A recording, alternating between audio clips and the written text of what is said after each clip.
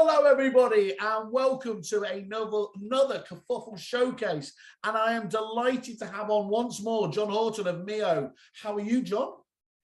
Good morning, everyone. I'm very well indeed, Simon. Very well indeed. Good to see you. How are you? I'm all right. I liking the gentle clash of colours goes particularly well as well, I think, there. So it's like working hand in glove together as always we should do as partners. John, we've caught up a couple of times over, and each time we speak to you, obviously Mio seems to be taking, just more and more steps forward. Clearly, you're keeping very heavy on terms of the key development of the platform itself and in other areas. And I think today's really, isn't it, about that? Is an update to people as to if it's not on your radar yet, you really want to give it a review. And I suppose that let me kick off with that at the beginning. This is looking at the sales progression side of things and integration. But just sort of for people that aren't aware, just remind us again, give us the elevator pitch of what Mio's all about and really why they should just dedicate, half an hour to potentially having a demo of the platform. Yeah, of course, Simon. Yeah. Mio is part of TM Group, so that's a technology business that's been established in the property space for over 20 years. So Mio is our estate agency proposition. So it's a bit of software dedicated for estate agents to more efficiently and better manage the sales progression side of things, which is obviously an integral and really important part of the whole transactional process for estate agents, and trying to manage their pipeline through to a happy conclusion as quickly as possible. Yeah. Now, where it's slightly different from traditional sales progression, whether it's been done on bits of paper or, let's face it, there's a myriad of different agency CRM systems in the marketplace, and they've all got an element of sales progression built into them. Yeah. Where Mio is different is that it's a single shared view of the chain, and it's working on the principles of trying to remove all of these silos of information across a chain and a transaction, whilst also benefiting from being able to consume external data from other third parties, even third-party professionals that can inform the chain. So you might have data coming in from surveyors that can inform the property and the chain that the survey's been booked or completed, or from search companies such as TM and CDS that the buyer have ordered their searches, or that the searches have been received. And of course, where you've got this data coming in, it means that there's less. It's starting to do some of the heavy lifting for the agent, because there's fewer phone calls that have to be made to sort of chase up and find out where things are going. So I guess it's technology that quite rightly is perhaps, disrupting the market, because we all recognize that things have to change and improve. So we're sort of disrupting the way in which sales progression is done, and sort of saying, do you know what? There is a much better way to do this, where agents that are intrinsically linked in a chain can sort of pull on the rope in the same direction to try and get a transaction through faster and complete more sales. It makes total sense to me, and I've always thought about this, is because you're right. My old mob and all the other CRM packages out there, they all have elements of this in there, don't they? But the critical element isn't just building a chain view per se, which obviously, let's face it, is probably the easier bit. The collaborative bit and the sharing of information is where the magic really happens in here, isn't it? It is. And, we're in this for the long haul. Mio has been Mio is establishing itself. I mean, let's face it, we took it from a pilot back in 2018. Yeah. We launched it nationally in 2019. We're still the new kid on the block. We're still quite young, but we've had some terrific support from our customers and from the wider agency community in helping us to sort of refine the product and actually make what is now a multi-award-winning platform that's got a recognized brand in the marketplace. But this kind of better collaboration and data sharing is a topic that's being discussed right across the market in all of the different property forums and so forth. And everyone recognizes that it's the direction of travel. Yeah. But yeah, and I'm the most impatient person. I want it all to happen tomorrow, like everyone else does. Want it to rush to, yeah, it's always, you'll be like me. You always try to rush to the right of the spreadsheet, don't you? Where you've got, market dominance. Because it's exciting, isn't it? It's exciting because it's change, and we all know it's positive change. Well, and it can't come soon enough. And that's the key point, because like you, I get a little bit frustrated about it, because the logic is just obvious. People are getting massive benefits from Mio. It strikes me at the moment anyway. But there is also just this wonderful point as well, where there is that tipping point as well, where everybody's on board with it, and just the efficiency wins that will come off the back of that will be that will just genuinely threaten to disrupt the industry in a really positive way. Yeah, absolutely. And you referenced, obviously, CRM systems, they've all got an element of sales progression in them. And that's right. But I think a lot of them also recognize that, and actually Reapit's a good example of how they've created this sort of ecosystem, because they've sort of said, look, CRM system is doing a whole lot for an agency's business. And there are areas of their platform that they openly recognize, aren't best of breed, best of market. Sales progression is one of them, which is why, they've created the marketplace and allowed third parties like Mio to look to develop integration so that, we can plug in, and the Reapit customer gets the best of both worlds, really, because they then start to get, a good underlying CRM platform, which is then sort of supercharged, if you like, with some best of breed apps for various elements of their business. I always liken it, John, to Apple, who were the ultimate develop in-house, keep it all closed systems. So they had the control, but even they understood, didn't they, at the end of the day, that ultimately, if you try to be the jack of all trades, you'll be the master of none. And as soon as they, that defining moment of having the App Store and just making it seamless, but there was other people specializing to create the niche functionality, that was a game changer that obviously flooded out from them and we're now seeing, as you said, the Foundations platform is a very clear inheritor of that kind of that ethos, isn't it? Yeah, there is, and I think in the technology space as well, it's all about speed to market to develop products and tools, and actually, if you try to be that jack of all trades, master of none, and do it all yourself, that sort of stymies that innovation and creativity. So you do need to sort of look out and sort of partner with other people, and not keep trying to sort of reinvent the wheel yourself. Yeah, that makes perfect. And you mentioned, which I was never going to let go, obviously award-winning, and that always gets these little ears going there. What do you think you're being recognised for at the moment? What's the good news story that you're most impressed that people are now starting to say, look, I'm really proud that Mio are seeing us as fighting their corner? What aspect of it do you think you're getting recognised for? Well, certainly from our customers' point of view, when we look at some of the stats, it's tricky, isn't it? There's a lot of things that can affect the speed at which a sale gets to that point of exchange and completion. There are lots of caveats and things out there that are perhaps beyond the complete control of Mio itself.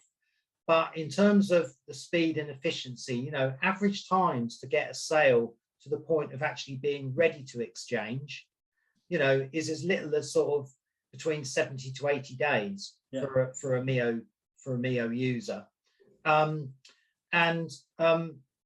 They're also really benefiting from using Mio as a kind of mechanism to sort of help differentiate themselves in the market. So we've, in our home mover trends survey, and I can give you a link, Simon, so that you can share that with your viewers and your audience. There's some really interesting sort of figures there from sort of a consumer perspective on, how they like to be kind of communicated with. And I think, agents need to be very acutely aware and in tune of it's about engaging with the customer on their terms, moreover than on your preferred terms.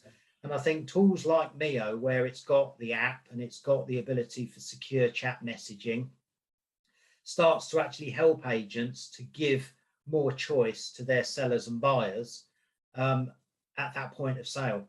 Well, we should always be thinking of the end consumer, and certainly myself, and I know a lot of suppliers have been honest about it and said, look, it's obviously vital that we need to impress upon the agents themselves as our clients the benefits and you know, get them engaged. But actually, too often we forget about what is it doing for the consumer at the end of the very end of the transaction. And of course, if they're being satisfied, the people up the chain are going to be satisfied as well. So, you know, I think you see a lot of some of the best companies coming out now already thinking about that before. So I think you're right. I think that does make sense. So give us an idea then, John. What's the latest feature that you've added to the platform, and what's it going to be about? So the latest feature that we released was we're starting to go down this route of kind of providing more kind of property-led information up front at sort of an earlier stage. So one of the kind of quick wins that we weaved into the platform at the end of last year, beginning of this year, were two features. One was to display the local authority search turnaround time across the chain. So if I'm an agent and I've taken on a property, I might be aware of what my local council's search turnaround time is, and it could be good or bad. But my seller might be moving out of area, and it gives me visibility that actually right across the chain, you know, how the local authorities are performing, and whether that's potentially an early indicator of a pinch point and a delay in the whole process. So that's helpful. And then there's also the ability for the agent to actually order the local authority search at the very earliest stage. So we're seeing sort of more and more agents now in the market, as we've had conversations that led to us developing this, is that they're taking more control of the search ordering at the outset. Yeah. And in fact, some of them are even monetizing that process as well along the way. Because we do know that there is traditionally quite a big delay between, you know, the money being placed on account with the solicitor and the search is actually being ordered. And then when you add on to that, you know, delays with local authorities, if they're, you know, taking 30 days to turn a search round, it's quite a quick win to be able to shave several weeks off transaction time. And it also shows commitment to the seller at a very early stage from the buyer's perspective, that they've got their ducks in a row, houses in order, you know, they've got their mortgage in principle, the survey's been ordered, and great, you know, the searches are underway as well. This person is committed to buying my home, and it's less likely. So less fall throughs and everything. Yeah, absolutely. Yeah. So, I mean, this is all just, you know, I mean, it all just makes, again, the logic is you can't argue with in terms of there, but it just makes perfect sense. So ultimately, trying to do all these things, just be prepared from the very first moment, helps you ultimately turn your pipeline around more often, doesn't it? It does. I mean, it is quite worrying for agents at the moment, because the pipeline turn that, you know, back in the good old days, you know, you might have been able to turn your pipeline between 4 and 5 times in a year. Yeah. You know, the current market conditions that they're operating in, you know, that's probably no more than 2.5, 3 times a year at the moment. Yeah. You know, and that has a big financial impact on an agent. Cash flow is going to be clear there, isn't it? It's going to be. Yeah, okay, absolutely. So that's really, really interesting. And so again, you know, and a nice differentiator, isn't it? Being really, really clear with the clients about, you know, we're doing this so that there aren't those delays down there. At least just being seen as a forward-thinking agent is not the worst place to be in, is it? It's about taking control of what is within your grasp to control, isn't it? And identifying where there are potential pinch points and delays, and being able to offer a solution to be able to sort of overcome those at an early stage. I mean, at the end of the day, you know, these searches are all accepted by all of the major high street lenders and so forth. You know, they've been accepted, you know, a personal local authority search has been accepted for over a decade now. You know, it's commonplace. And that is playing off our parent company, TM, their kind of heritage in that whole legal space with providing and ordering searches for over sort of 20 years. So it shouldn't be anything, you know, out of the ordinary for a solicitor who's perhaps receiving this search result from their buyer. And it's actually saving them the effort. But more importantly, it's reducing the timescale. That's one of the key, well, that is the key driver behind us developing that in the platform as an option for agents. And that's against a background, obviously, of last year of obviously timescales going completely the other way, isn't it? So actually, anything you're able to do to mitigate that, you know, with tools like this, you know, has a double effect, really, doesn't it? Because that's the effect that most agents are going to be seeing with their own time to sell and everything else. Yeah, absolutely. Yeah. So in terms of where is this up to in terms of have you been testing this already with clients? Are you already starting to see some of these you know real world metrics coming out of it, or are you still? Yeah, no, we are. I mean, it's early days. It only got launched onto the platform in kind of January this year, and it's one of those things really that it for a lot of people it requires a bit of a conversation around it. You can't, you know, yes, we can promote it through our newsletters and products updates. Yeah. Not everyone pays huge amounts of attention to that sort of digital content, but when you actually sit down with an agent and discuss the various angles of how these features can sort of help them in the day-to-day, you know, the penny drops and people are starting to sort of you know, dip their toe and give it a go. But John, you will handhold them on that basis, and you're happy to explain how best to roll this out and everything else. 100%, yeah, absolutely, yeah, and certainly agents are already starting to feed back to us that they love the fact that, you know, we are displaying those search turnaround times, because that's immediately obvious to them as to, crikey, you know, we've got a delay here. How can we sort of mitigate that delay and try and overcome it? And at least, you know, if we can't remove the delay, at least it's an early warning, and actually we can let everyone know across the chain early doors that there is going to be a potential delay with searches, because you'd rather know at the earliest possible stage. No one like, well, I like surprises, but I wouldn't like that type of surprise. No. So it's probably a bit unfair to ask you this, but I will anyway, because it's me. Is there anybody that's actually given it a go that has then afterwards said, you know, actually, this isn't for us? Because I'll be honest, John, I'm trying to think of anybody who would give this a go that wouldn't then suddenly just say, well, this just has to be the way that business is done from now on, really. What, in terms of using Mio as a sales platform, or in terms of? Well, using me as a platform, using this upfront information here, all of this just seems, I mean, I know sometimes I can appear a little bit like sort of, it's all too obvious and why would you not do it? But in this case, it really does. I don't see what the downside is. Maybe I'm asking, maybe it should be someone else asking the questions, but there is no downside to going down this route, is there, from your point of view, other than, I suppose, a bit more time you could argue being spent in preparation rather than doing it down the line traditionally?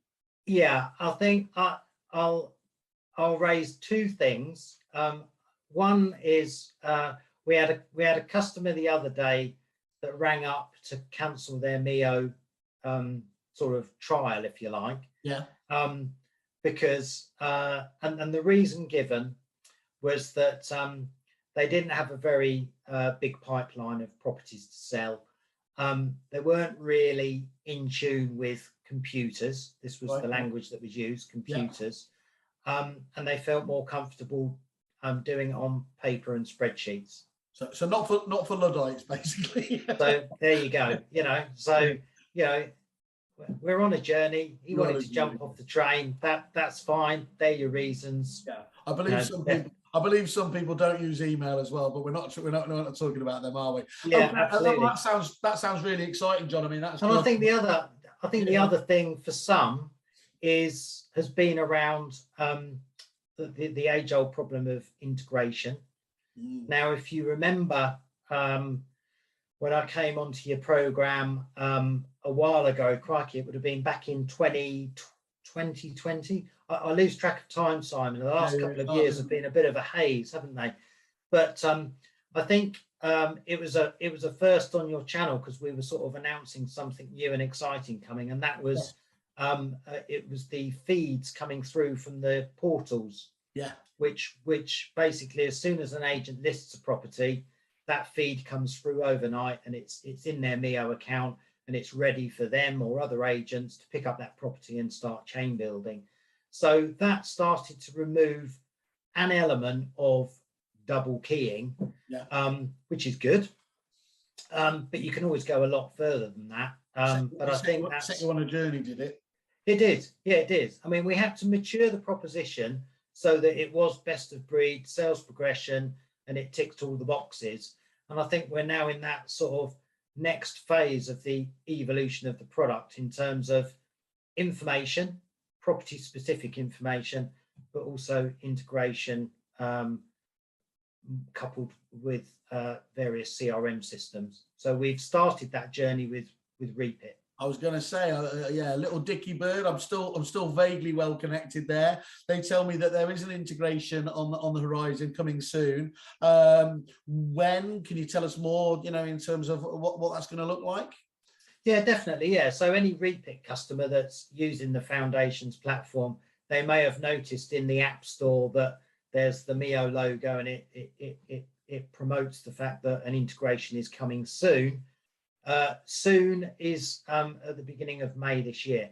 Okay. So the development work is underway already, yeah, we're really excited about it, and we're already right now having lots of conversations with Repeat customers and filling up our sort of pre-order book, because for a lot of them, a lot of people that have seen Mio previously, they all love it, Simon. They all love it. They all get it. They love the sort of user interface, if you like, the look and feel of the product.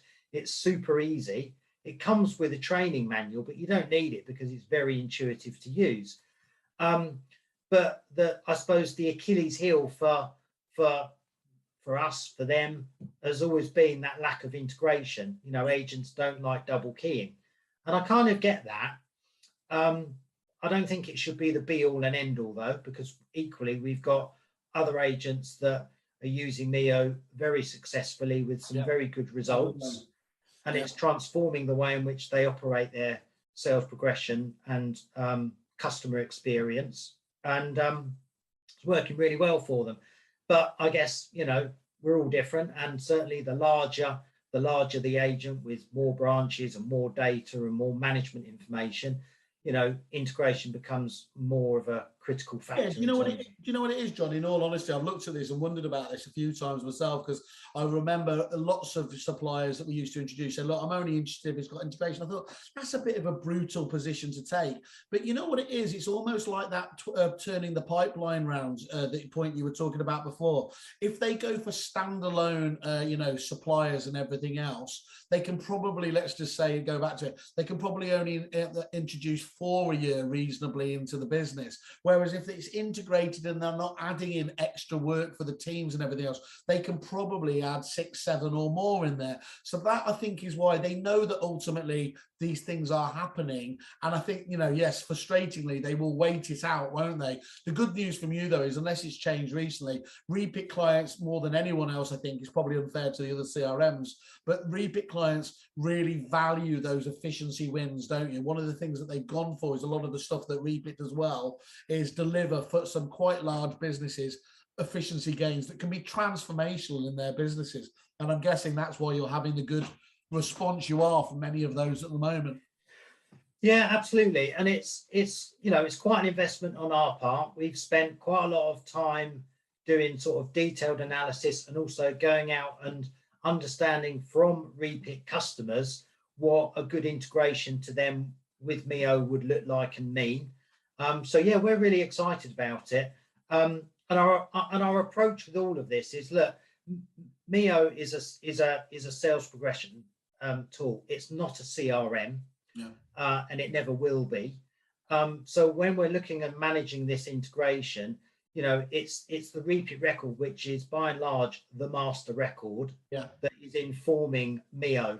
But as soon as that agent moves the status to under offer, So they've agreed a buyer, you know, they've been through the prerequisite steps in Repit to, you know, plug in the information, generate, you know, the MOS and move that status to under offer.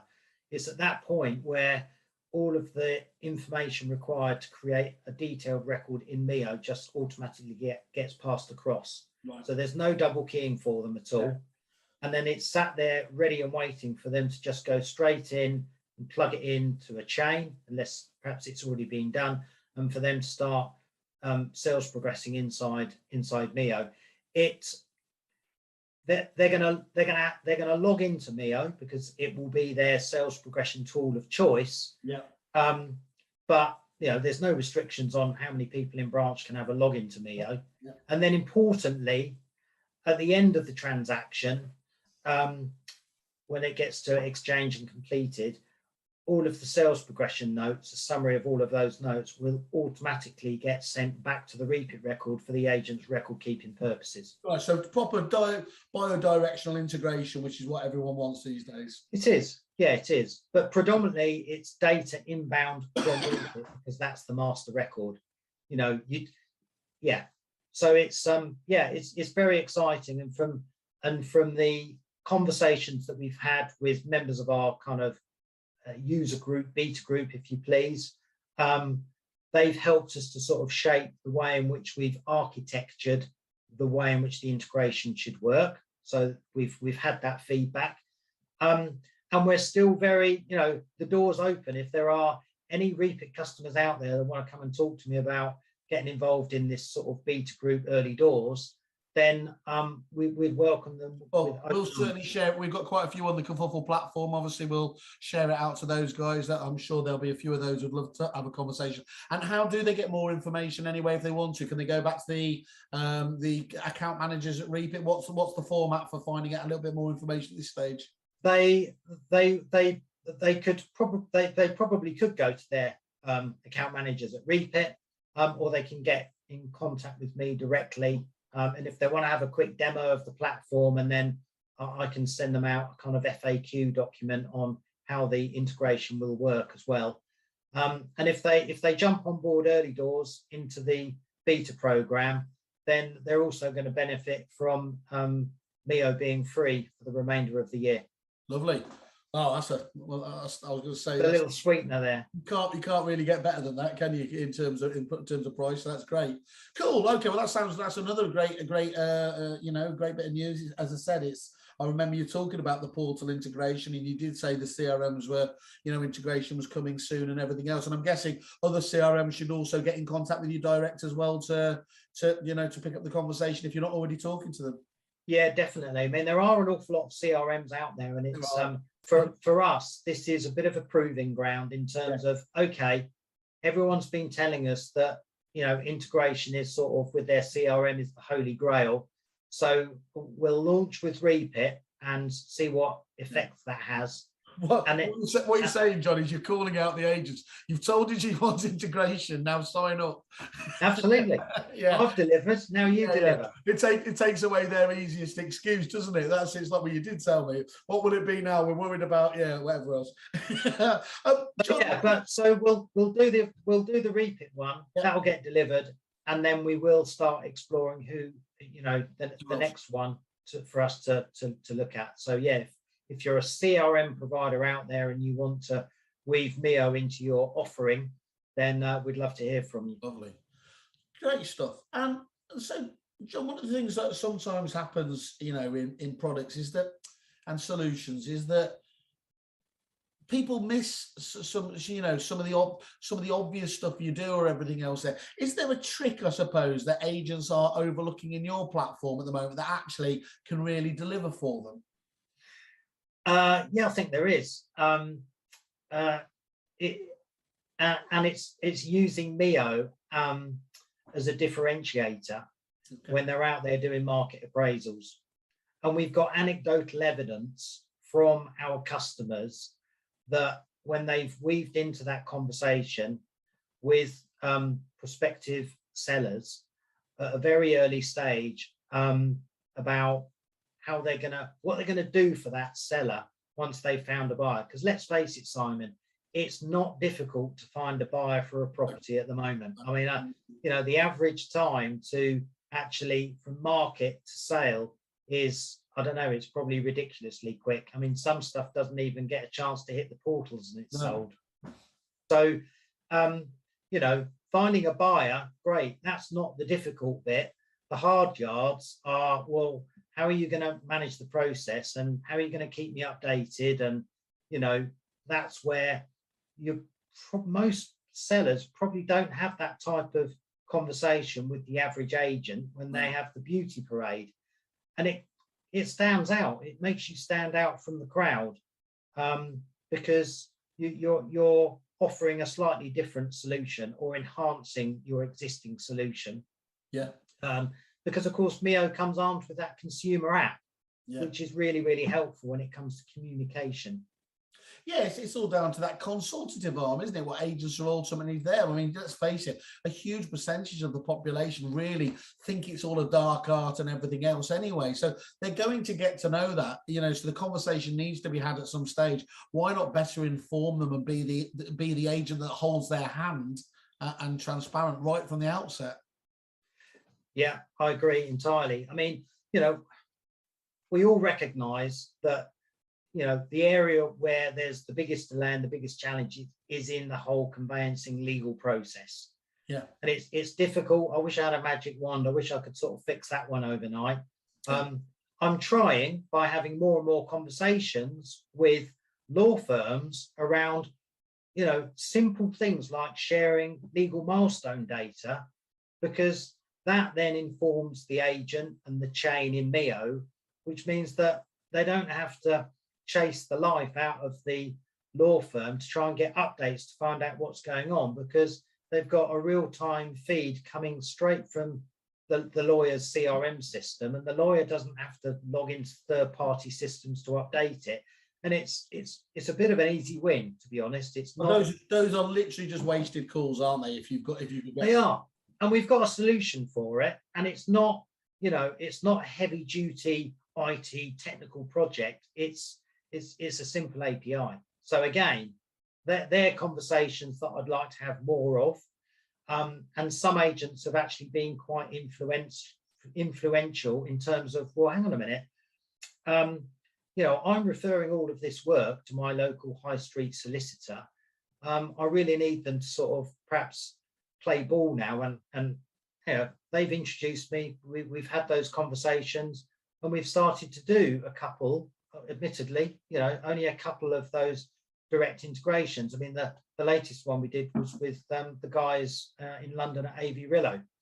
Yeah, great. So we you know, we just want to keep replicating it and doing more of it. Get you. That really makes sense. That's good. It's good to know. And what's next for Mio then, John? What else you got in there? What else can you tell me at least?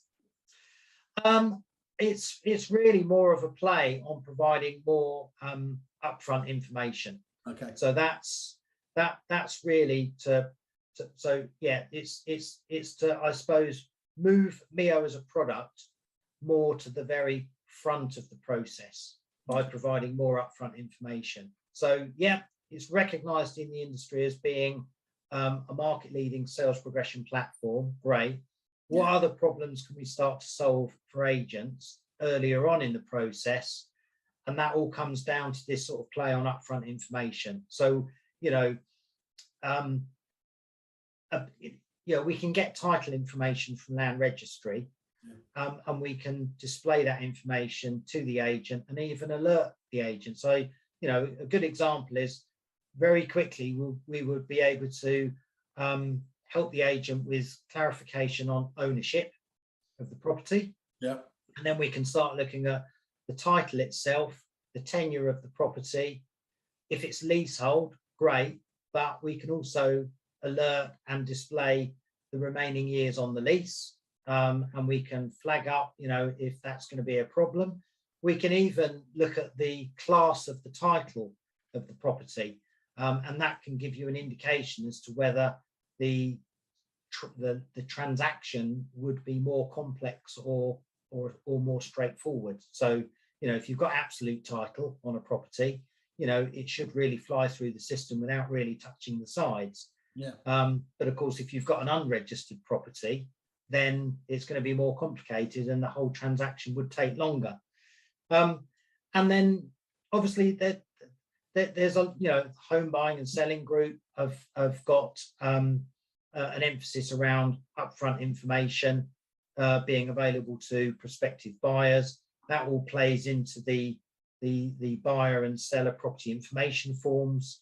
So there are all those sorts of things that we can start weaving into MEO at an earlier stage to sort of support agents. So that's the direction of travel. That's just really interesting, John. It's always good to see the progress of a company like your good selves. And so, like, summarising again, look, you've got something here that can differentiate your service in a number of different ways. It has that holy grail of integration, certainly at this stage with Reapit and many other data lakes coming into play, aren't they? Which is only going to increase and improve the service there. And then ultimately just giving sellers and buyers more choice in how they want to communicate with you is what the platform is all about, isn't it?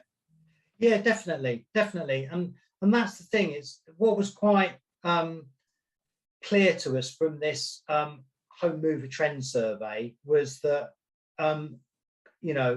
consumers would rather, there's a high percentage of consumers that would rather engage with their agent not face to face, not through email or telephone, but through different methods of communication, and typically kind of chat updates and so forth.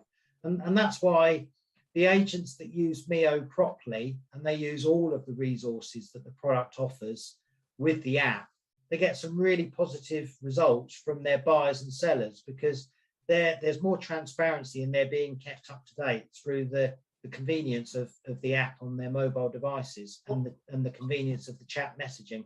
I mean, ultimately, John, people want to they want to contract, they want to pick up with companies on their own terms at the time that's right, isn't it?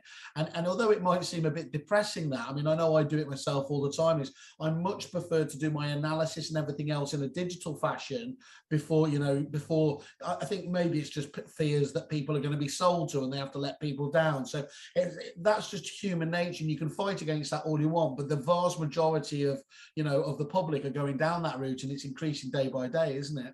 Yeah, it is, absolutely, 100%. And it's about offering choice as well, because apps aren't for everyone. It depends. It depends perhaps on the age and preference, possibly. I mean, there is an element of age in there. I can't imagine if my 90-year-old father came to sell his property that he'd be overly excited about downloading an app to talk to his estate agent, Yeah. But it's about choice, and it's about delivering on the preferences of your end customer, I think. Yeah, no, that makes absolute sense. I mean, one of the things we did discuss it before, and I think we asked you for some of the stats. You've got some, and people do need to have a look at this home mover trend survey, I think, because one of the ones that jumped out there was that 89% of sellers did not base their choice on agent on being offered the lowest fee. Was one of the standouts, which backs up what we see at things like the home moving trends as well from EA Masters there. So it's really, really good, isn't it, to understand that this is that is still the case out there.